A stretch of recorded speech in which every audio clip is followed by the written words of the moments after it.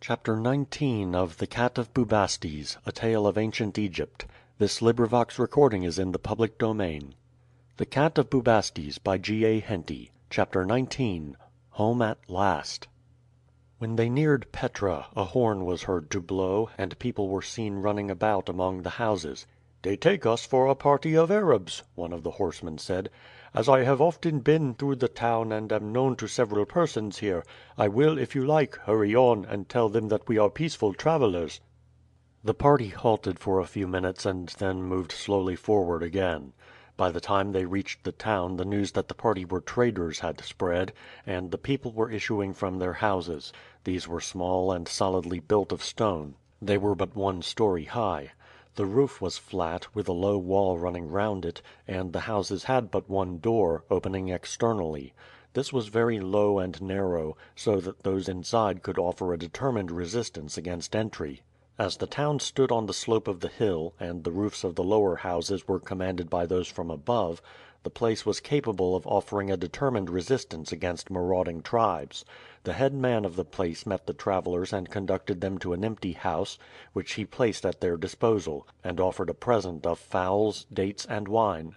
The news that a heavy defeat had been inflicted upon one of the wandering bands excited satisfaction, for the interference of these plunderers greatly affected the prosperity of the place, as the inhabitants were unable to trade with Ælana unless going down in very strong parties. Every attention was paid to the party by the inhabitants.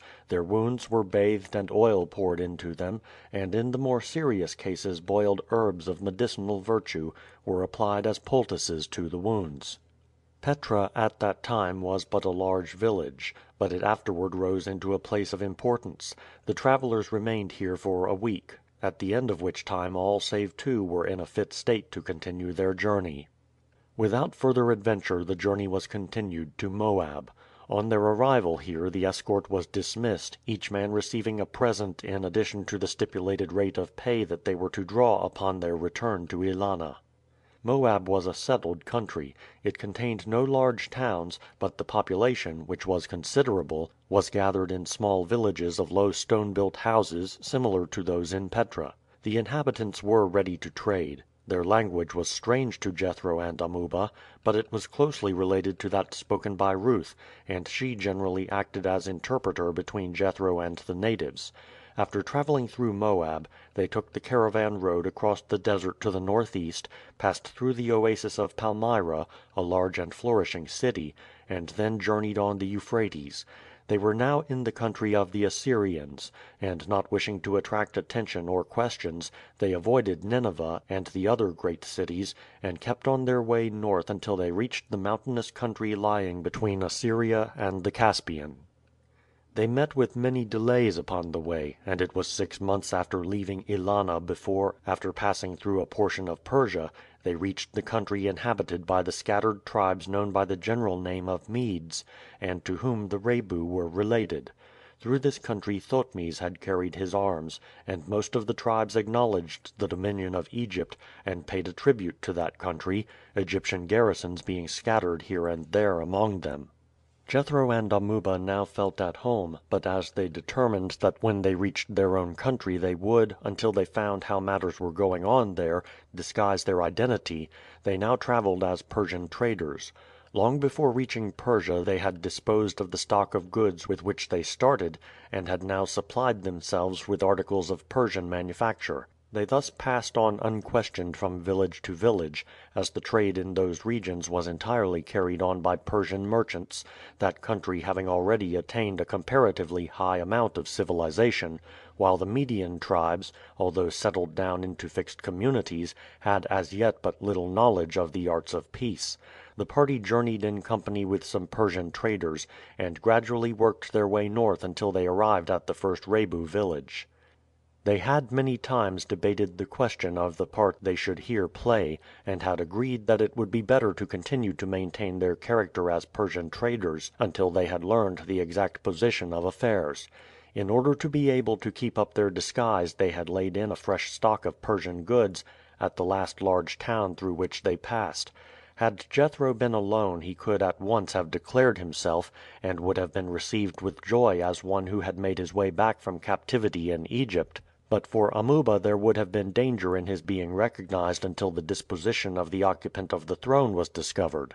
There would, indeed, have been small chance of his being recognized had he been alone. Nearly 4 years had elapsed since he had been carried away captive, and he had grown from a boy into a powerful young man. But had Jethro been recognized his companion's identity might have been suspected, as he was known to have been the special mentor and companion of the young prince. As to Amuba, he had no desire whatever to occupy the throne of the Rebu, and desired only to reside quietly in his native country.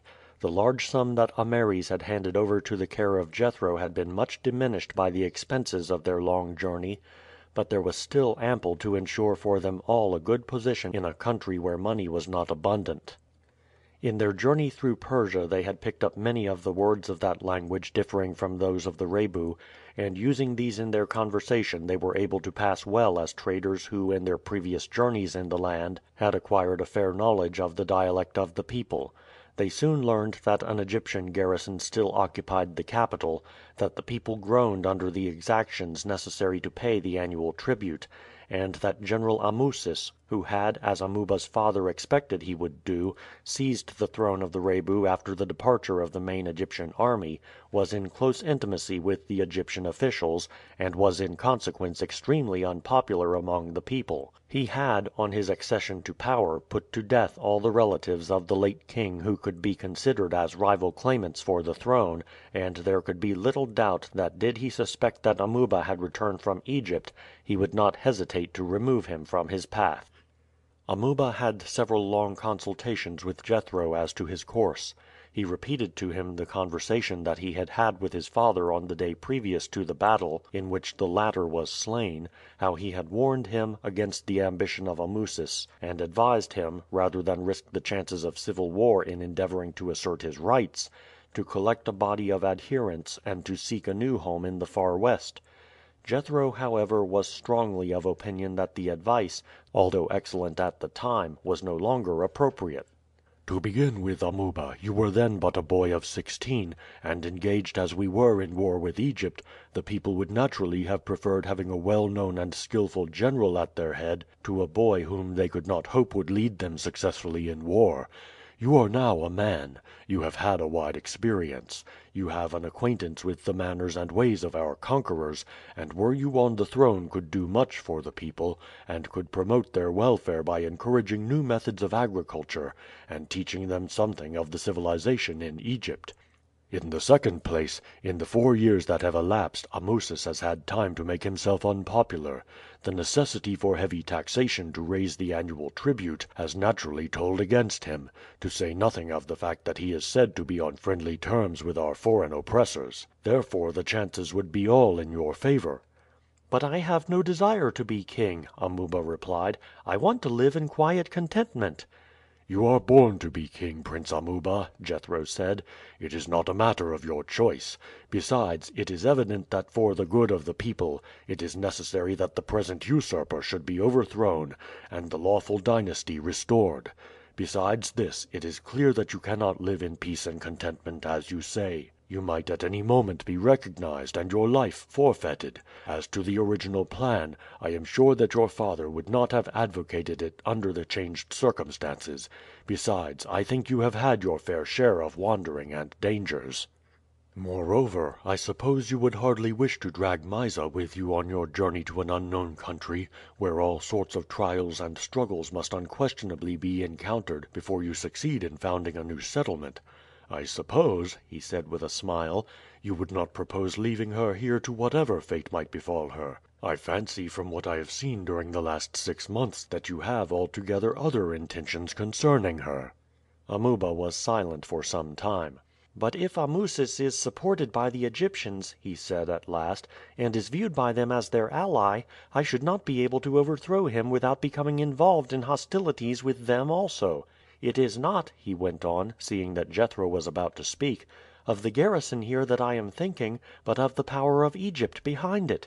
Did I overthrow Amusis and defeat the Egyptians, his friends, I should bring upon my country a fresh war with Egypt." "Egypt is, as we have found, a very long way off, Amuba. Occasionally a warlike monarch arises under whom her arms are carried vast distances, and